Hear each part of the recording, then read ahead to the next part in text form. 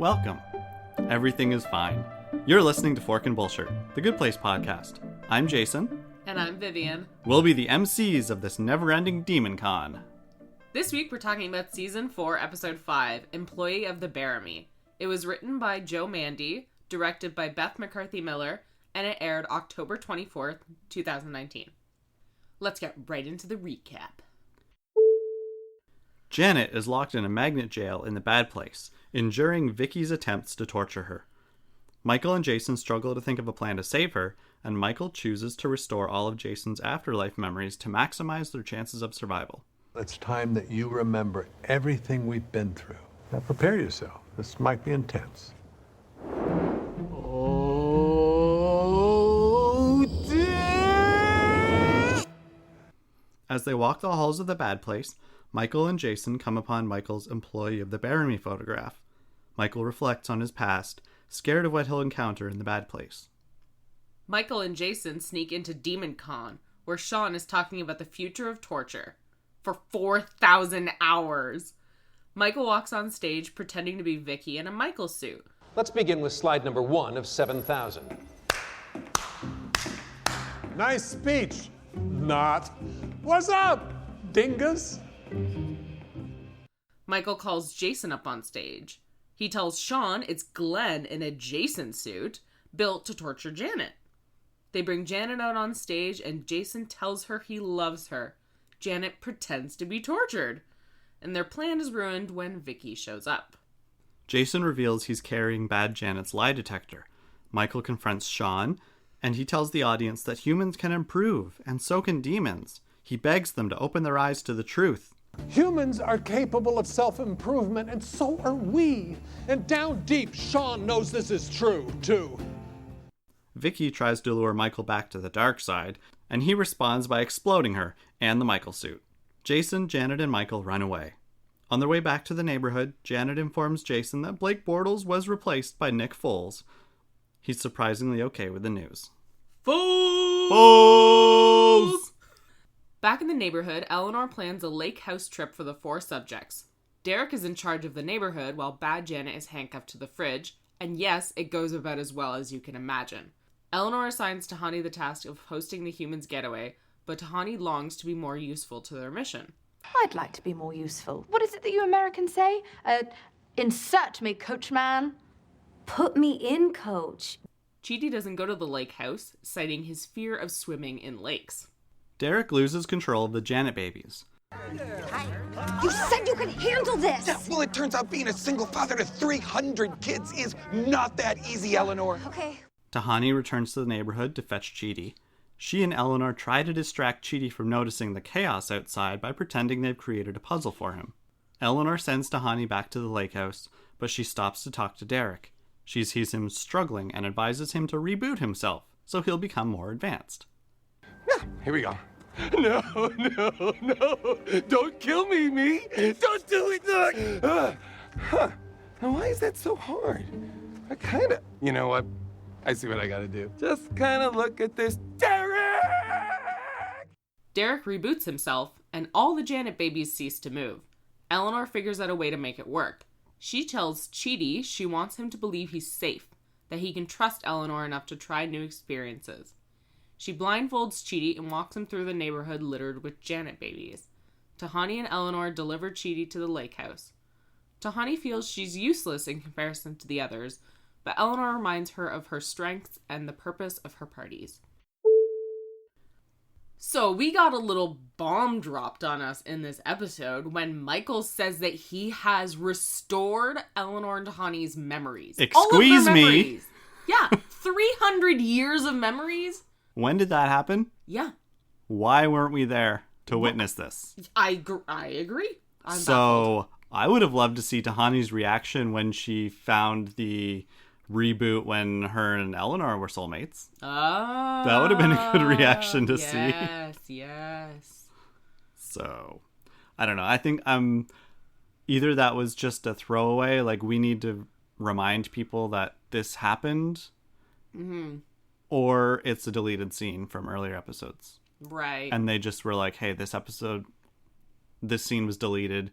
We need to have something to reflect the change or something. I don't know. Right. Yeah. Yeah, it's definitely Right, a bummer okay. that we didn't know. Yeah. I get the reason that Michael did it, to show Eleanor and Tahani, who are, I guess, in a higher position of authority, really, what Michael has already done, what they've been through before, just so that they have the best chance of making this experiment work. I get that. I think it's also a lot of fun to know that for the first time in 3 seasons, they're fully themselves. They have all of their memories. Eleanor remembers the first experiment. Mm-hmm. They all remember the first experiment now, except for Chidi. Right. We just don't get any reaction. Yeah. Like we didn't even know that Eleanor had all her memories returned. We only knew that about those select few where her and Chidi were a thing. Mm-hmm. So it would have absolutely been nice to see some kind of acknowledgement. Right. For us to understand that Tahani knows she once loved Jason and they almost got married that one time. Right, yeah. And that, he pretended to be her soulmate the first time around. Yeah, it would have been interesting to see that and know that they had those memories while they were interacting with other people. Mm-hmm. Yeah, for sure. And that scene as well, while they're on the pump car. Hello, green screen, my old friend. Oh, wow, it was really bad.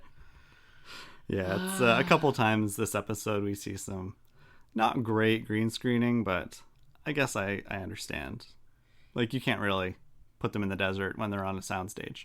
Yeah, I was just a bit surprised because this show is usually better at visual effects and their visual effects guy is pretty good, so it's a bit surprising to see such an obvious green screen. It does take you out of the scene a little bit.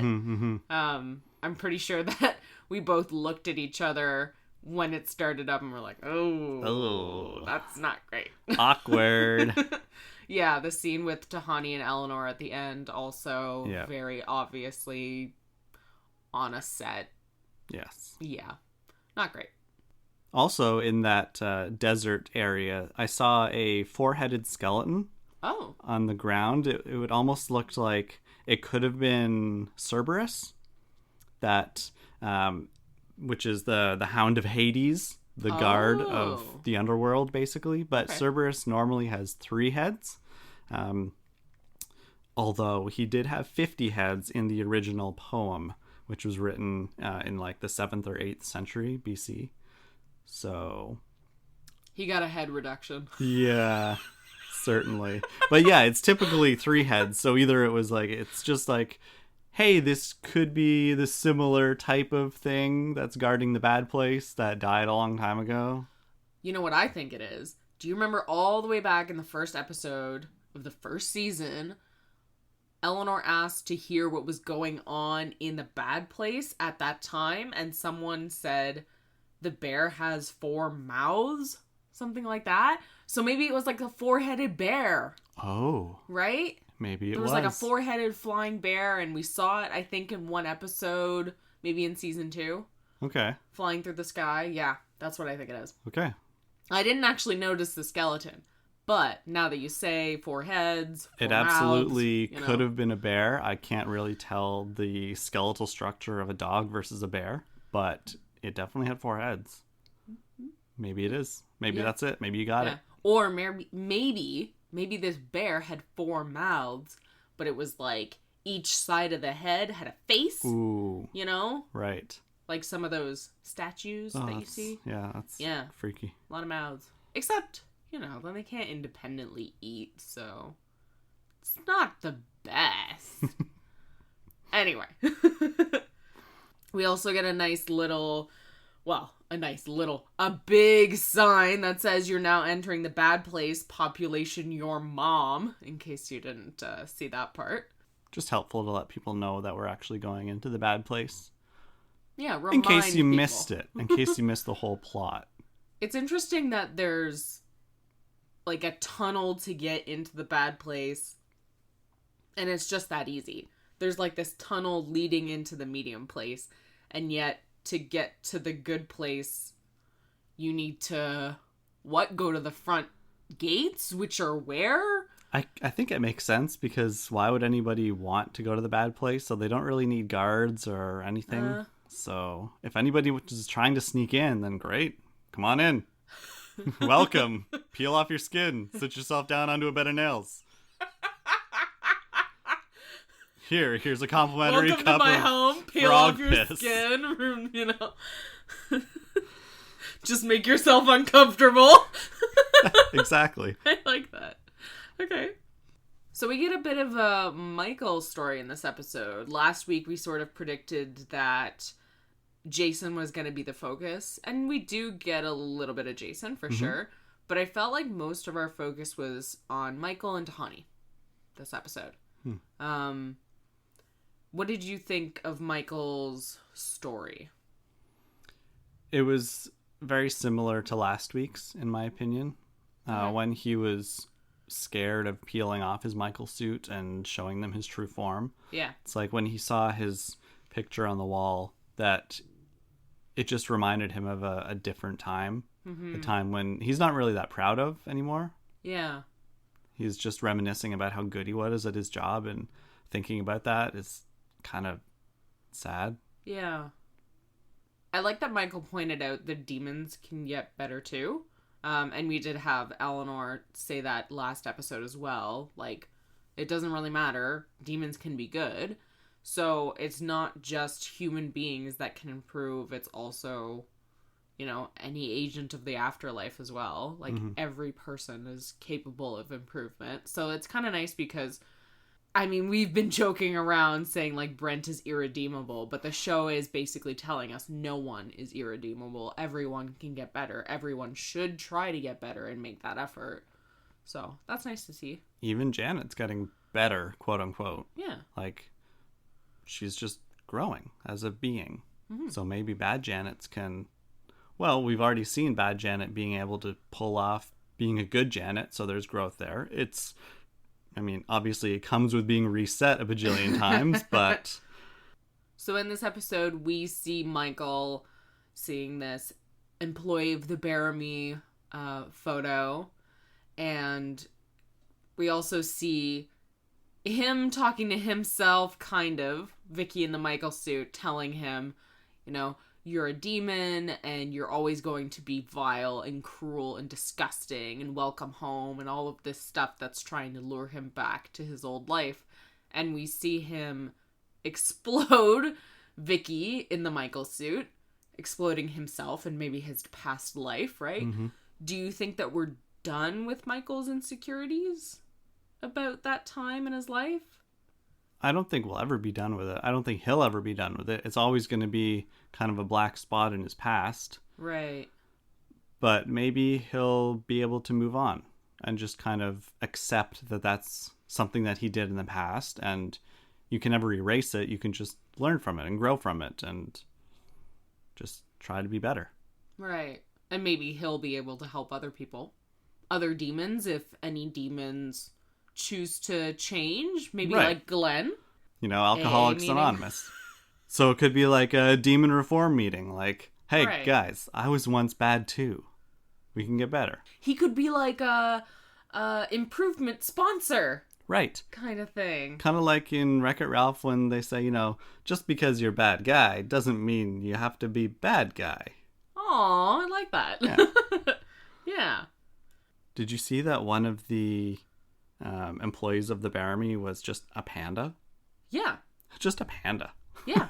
That's like an inside like thing that the visual effects guy tries to put in to like a bunch of different visual effects. They hide pandas in this show. Really? Yep.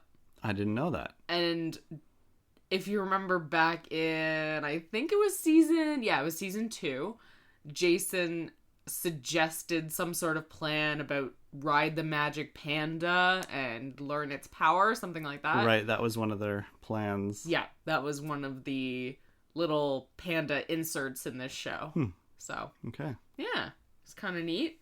I tried to zoom in on some names, and mostly they were fairly regular names. Nothing super surprising. No, I saw online that some people were saying some of the employees of the Bearimy were the same photographs that they used in Parks and Rec for the different council members. Oh, okay. So that's kind of neat. A little link there. That'd be funny. Yeah. I've noticed that the Bad Place is surprisingly well organized. Okay. So they have conventions. Yeah. They've got museums. They've got cocktail parties, ribbon cutting ceremonies. Because all of those things are awful. I don't. Yeah, no. But it's just Don't surprising. sound fun. They're not chaotic. Everyone's very, put together. They're all well dressed. They're all very polite, sitting down, clapping.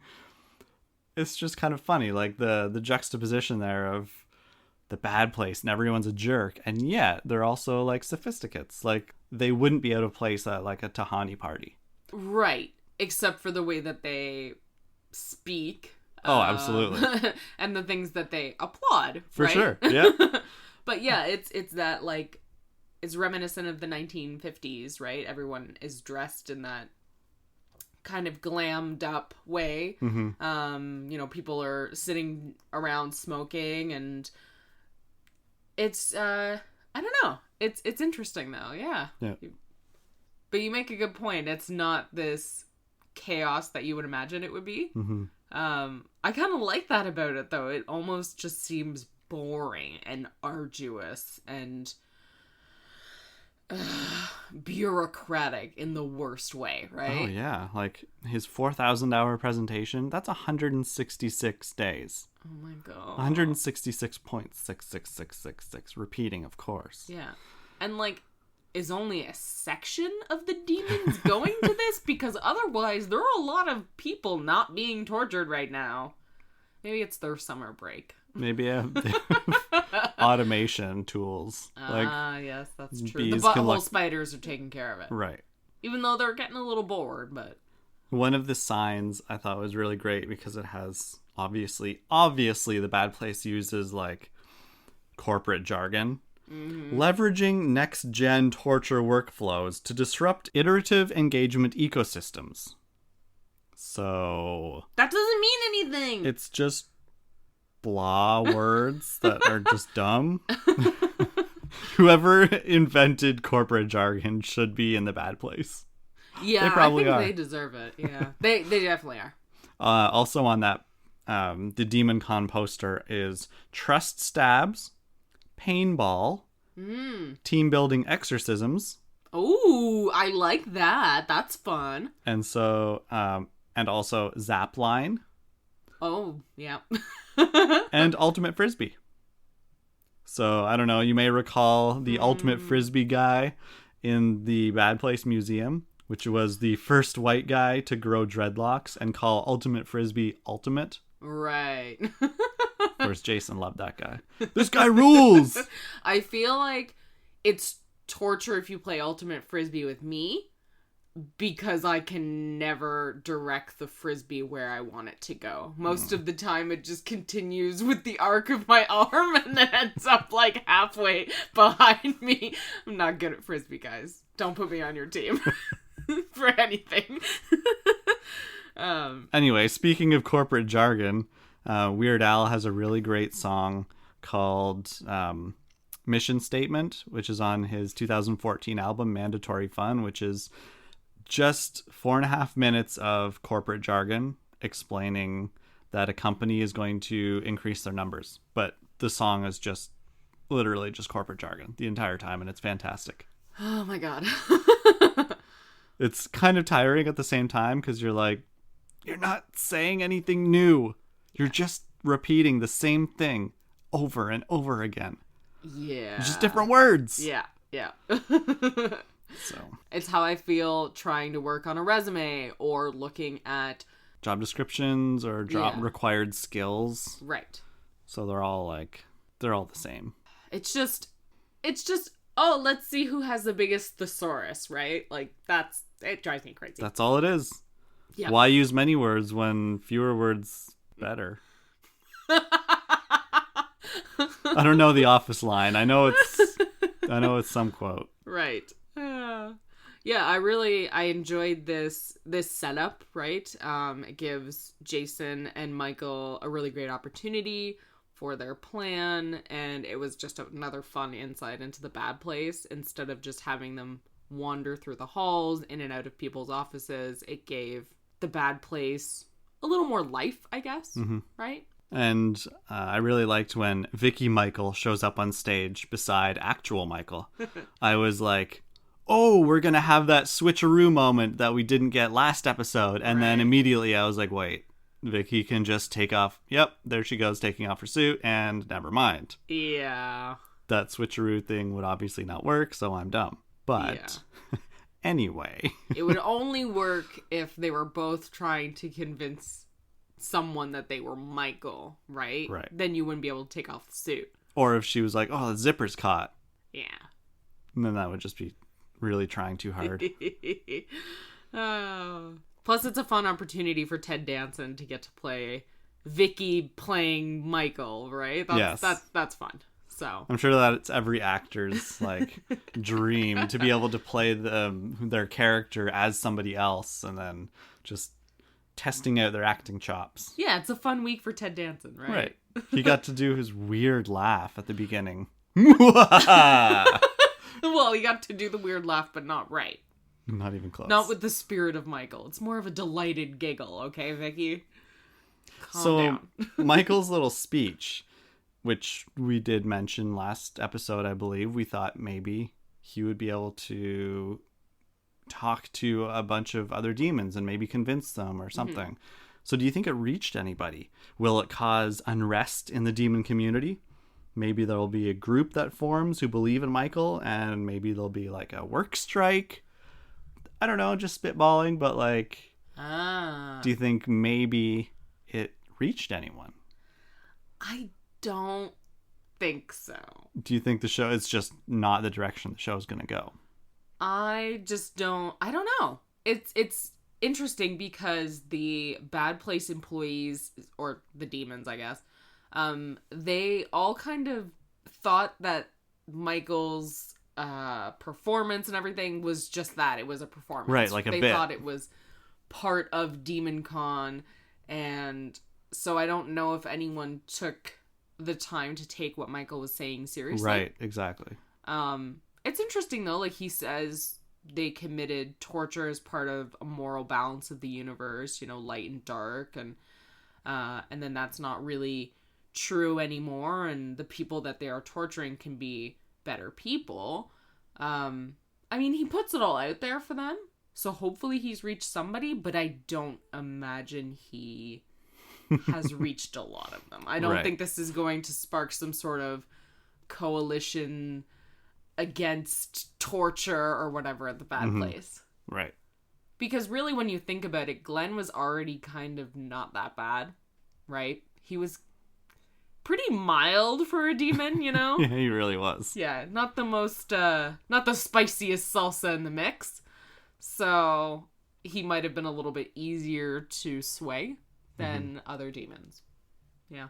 So one of the last things I want to say about the bad place is, can you explain to me what this joke is about? The what in the world, what in the Kevin Spacey's Christmas message to get back onto his House show? of Cards. Yeah, what was that? So obviously, like I know what happened with Kevin Spacey and all of the it was an open secret in Hollywood, all that stuff, right? I get that. So, what is the Christmas message? He recorded a bit playing his character on House of Cards, talking to the camera as if he was that person, but also kind of like a subtle wink to his own situation, being like, guys, I'm not dead, because they killed his character in House of Cards, right?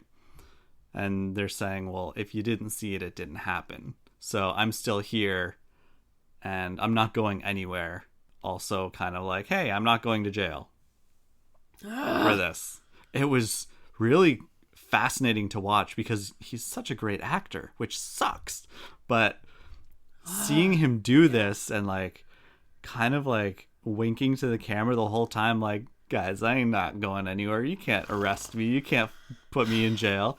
I'm going to go back on the show, and because Frank is not dead. So they that didn't was put him back on the show, No, right? they didn't. Okay, good.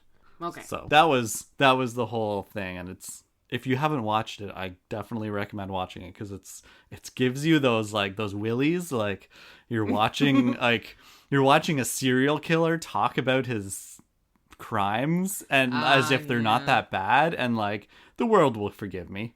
Just gotta, because the world still loves me. He is a great actor, but 100% no. I can't watch any of his stuff anymore. I can't. Sorry, bud, but you're always gonna be that guy now. You made your choices. You gotta live with them.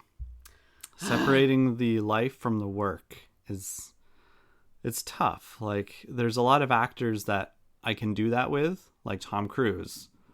I know he's crazy, but he's a great actor, and he's so much fun to watch. He puts everything in every role, and he's so dedicated to his craft.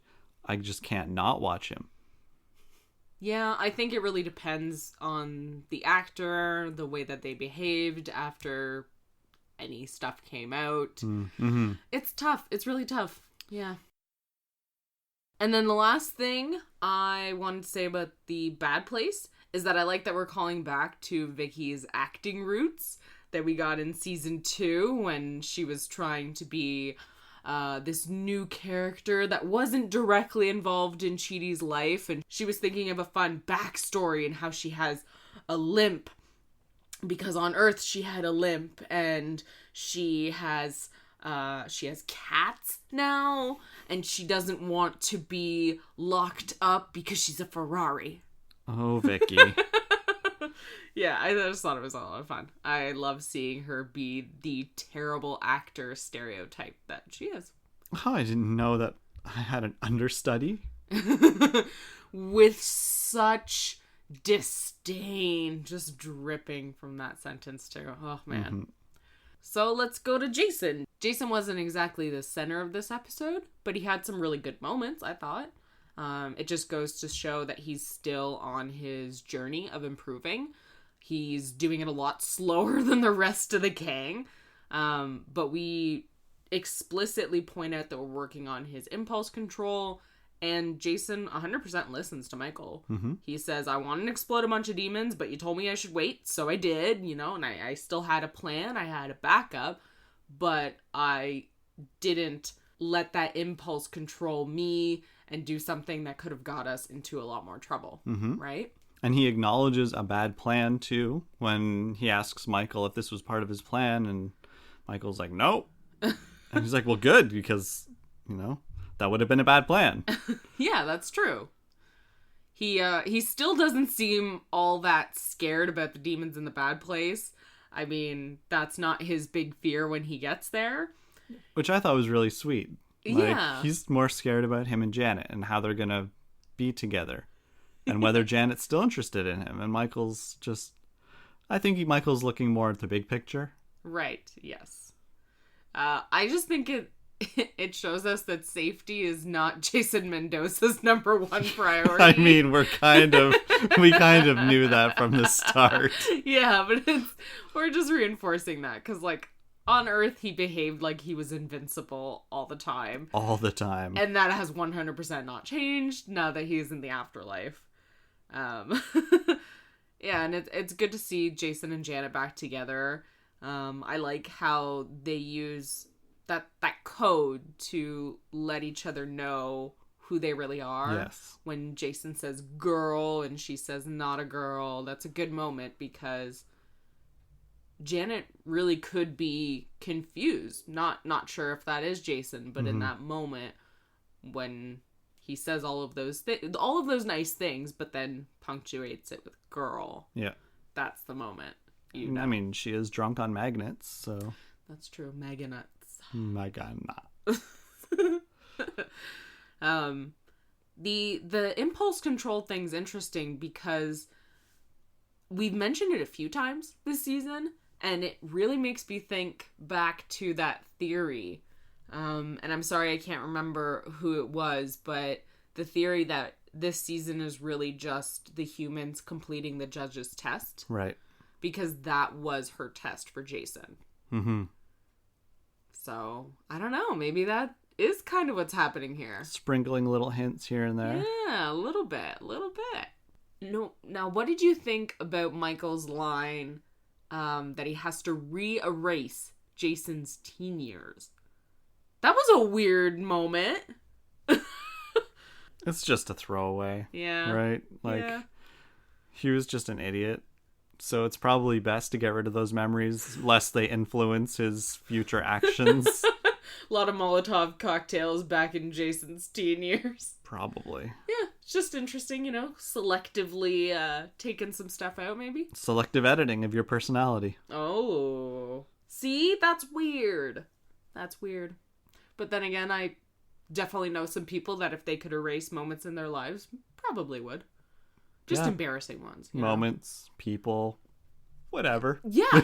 Very eternal sunshine of the spotless mind. Exactly. Moving on to Derek.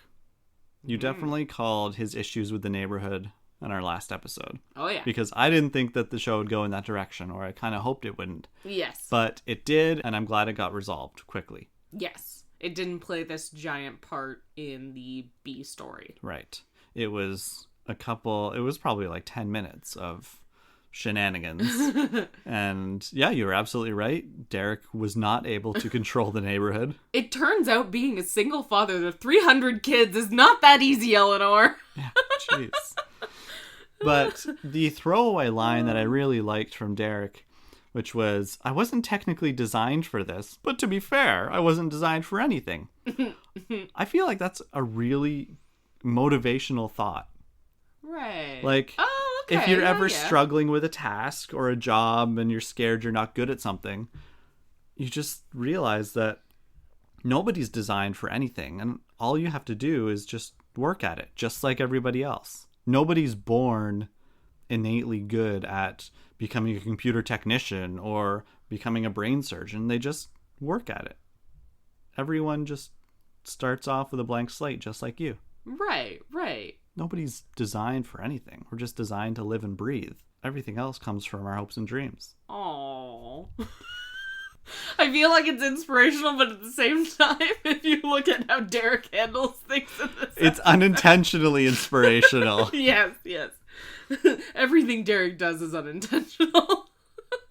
But the way he also ends it is nice too. Like, he's kind of like, it's uplifting. Like, hey, but technically I wasn't designed for anything. That's okay. So I can do it. Yeah, why not? I'll give it a shot. Yeah. So. I truly love him in this episode. I think he has the best lines in this episode, and Jason Mantzoukas is just so funny. His facial expressions are off the charts hilarious. Off the charts. I particularly love the scene where he has to reboot himself and he is trying to work up the courage to do it. And all he does is tricks himself into doing it. That was so great. And the way you do that is, that's what you should do if you're ever doing something that you're scared of. Like when we went ziplining. When we went ziplining a couple weeks ago. Yes. That moment where you have to walk off the edge. You just walk. You have to trick yourself, like, don't look, don't think that it's going to happen. You just got to go. Right. If you focus on it, it's not going to happen. Yeah. So just go. Oh, he's just so funny. Oh, man. And as he's getting stressed out, and like, his hair is wild, his eyes are wild. The clothes is in he's disarray. Just a wreck. Yeah, he truly is. I also absolutely adore the running gag of random objects in martini glasses and champagne glasses. So funny, so good. I want to dress up as Derek. No one would get it. Makes me sad. Anyway. All you'd have to do is wear a white suit and have a glass full of random objects. Yeah. Scrabble tiles. Yeah. Beautiful. Slick your hair Wonderful. back. Easy. Yeah. What do you think? Because at one point he kind of smells the Scrabble tiles. Yeah, he does. What do you think they smell like? Knowledge.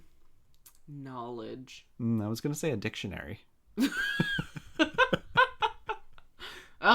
thesaurus. Ugh, yep. That's the bad place version. Yes.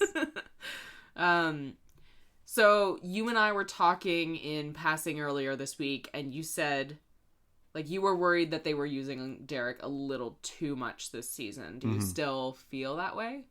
Yes, but I understand why.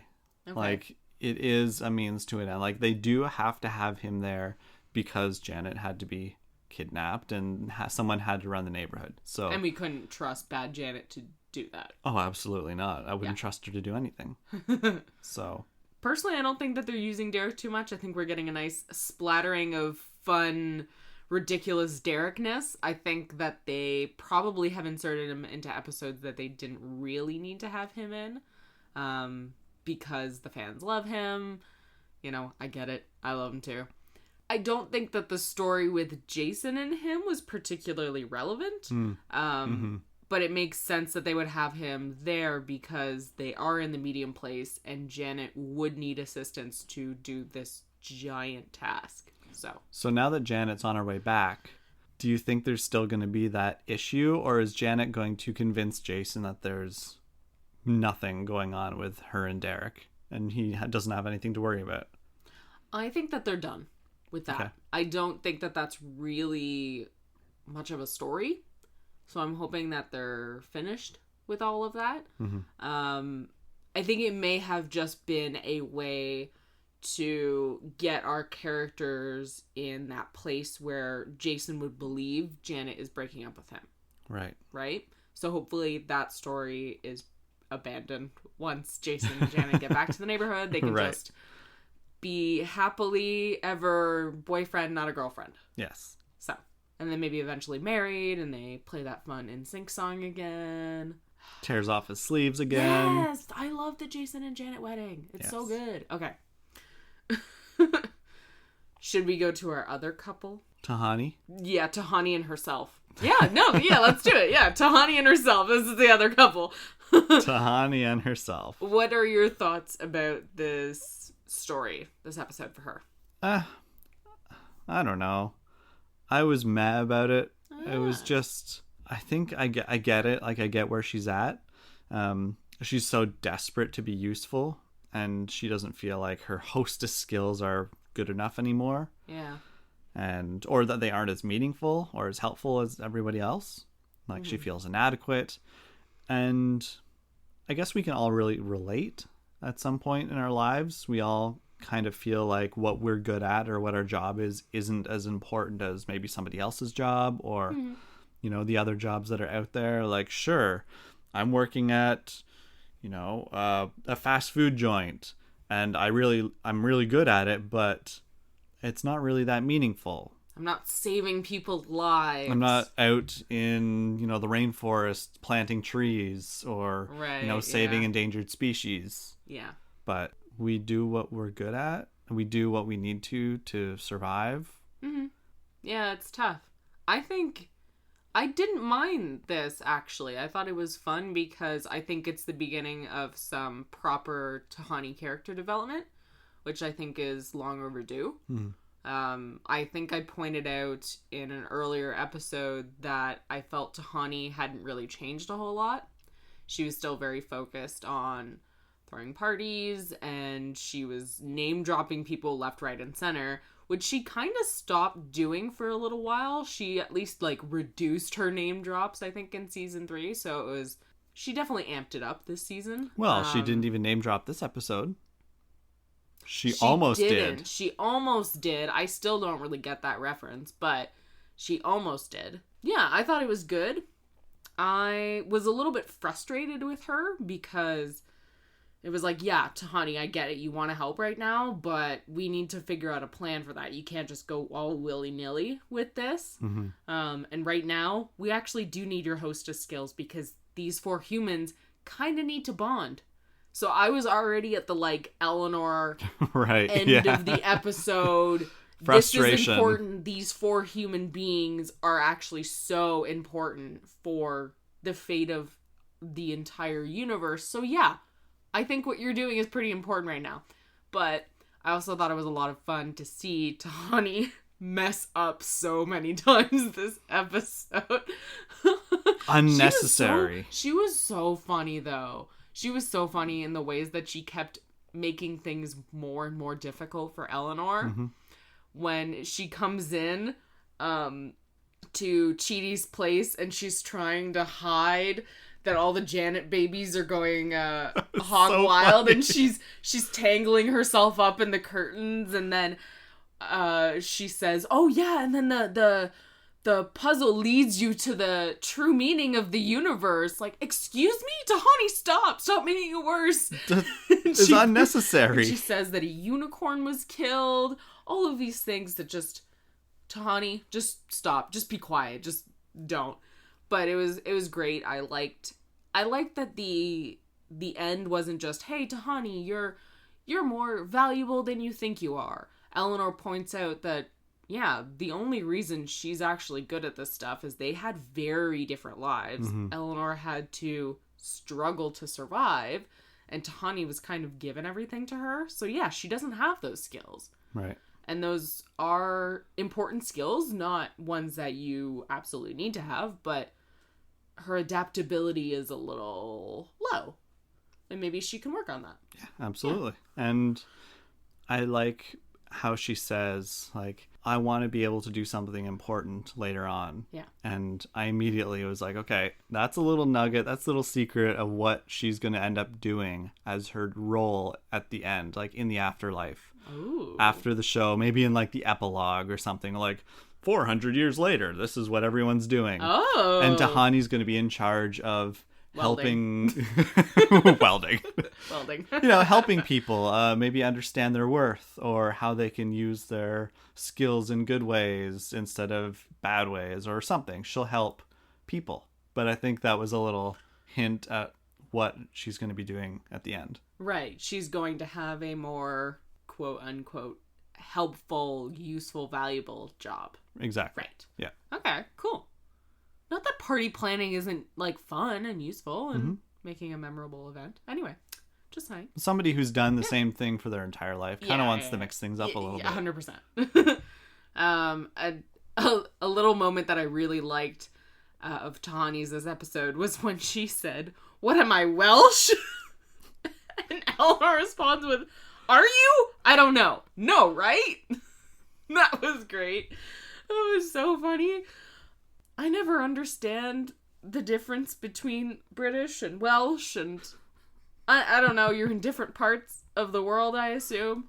Anyway, I thought that was funny because I'm 100% Eleanor. I'm like, wait, no, you're not. No, you have that like posh British, like London accent, right? So you're not Welsh. And the only thing I think that I know about Welsh, because I'm not even sure that I know this part, is that I'm pretty sure that they have a town that has like this ginormous name that almost nobody can pronounce, and it's like 50 letters long or something. Oh, yeah? Yeah. Look it up. Welsh town. Very long name. And go. These are the things that I Google. You do a lot of research for these. Yeah. So much research. So to our actual couple, as much as I love Tahani and Tahani, there's not a whole lot of Eleanor and Chidi in this episode.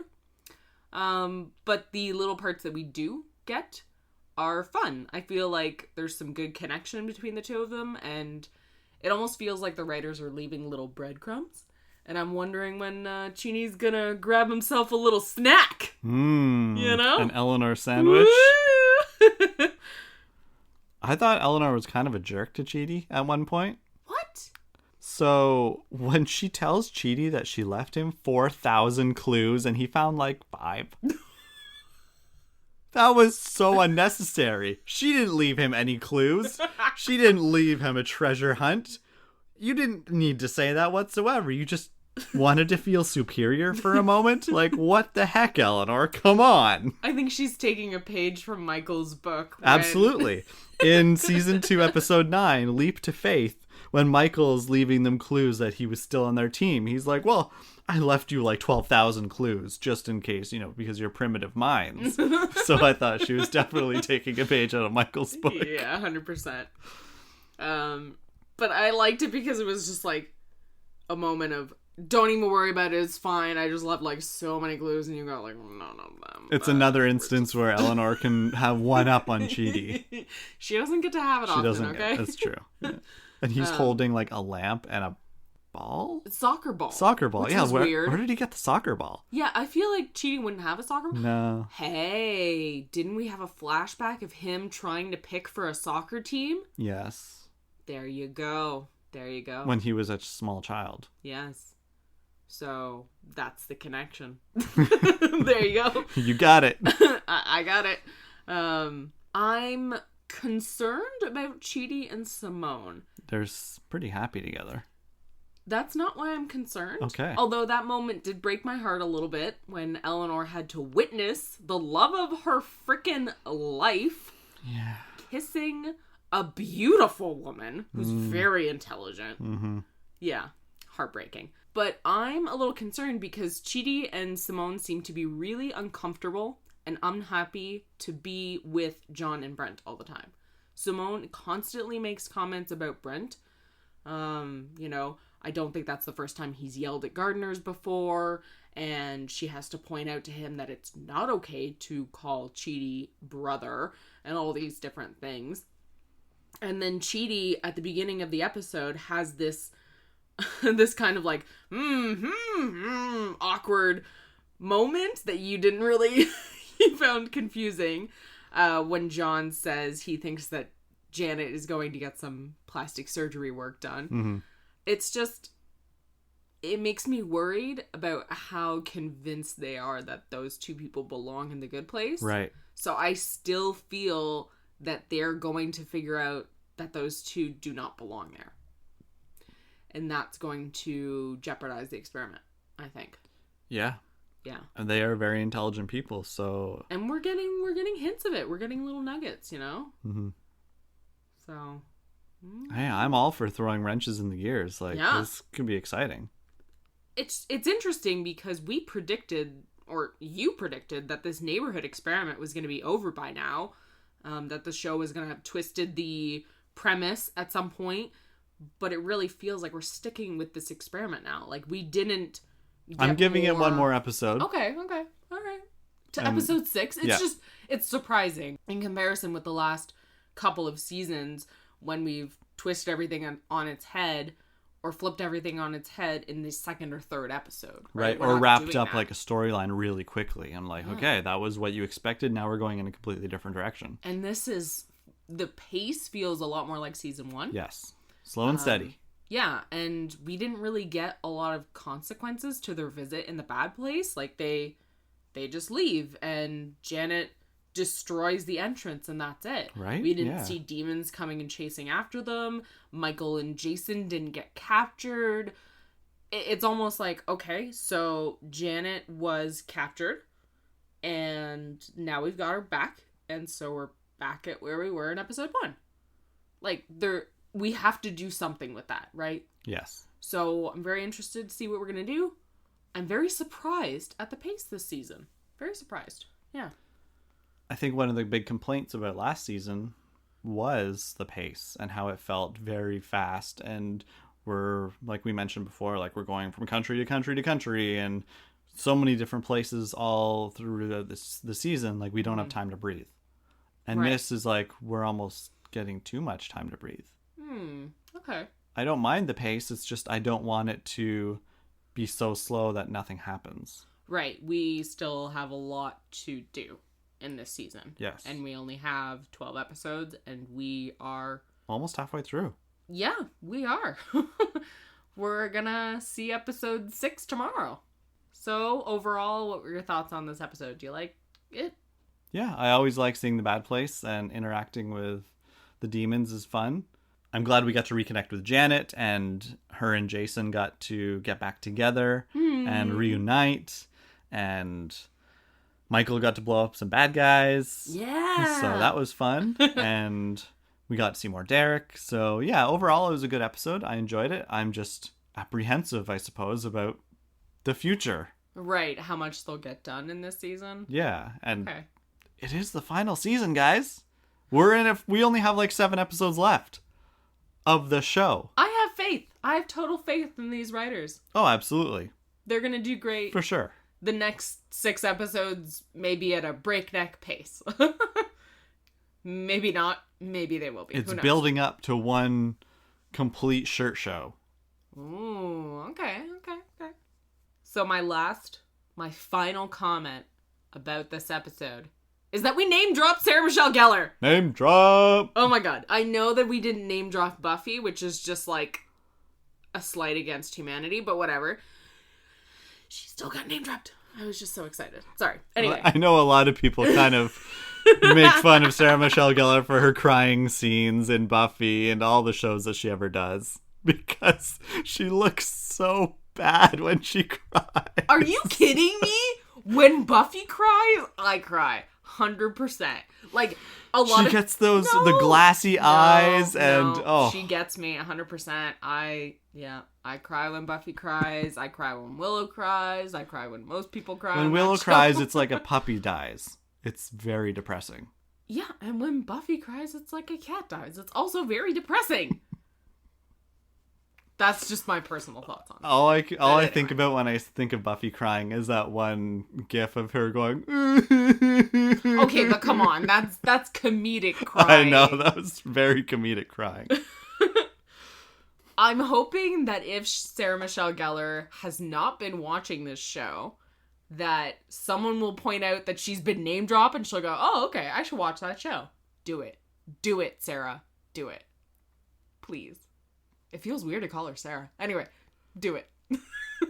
Thanks to everybody who submitted their entry for winning our Forkin Bullshirt keychain. Mm-hmm. We will announce the winner on Facebook and Twitter in the next couple of days.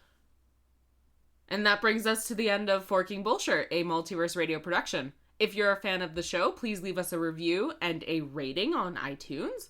Tell your friends, your neighbors, your Demon Con attendees. If you want to join the conversation, we're on Twitter at Multiverse Radio and Facebook at Multiverse Radio Podcast. Please use the hashtag #FBullshirt so that we can find your posts. And you can always email us from our website, www.multiverseradio.ca. I'm Vivienne. And I'm Jason. Thanks for listening.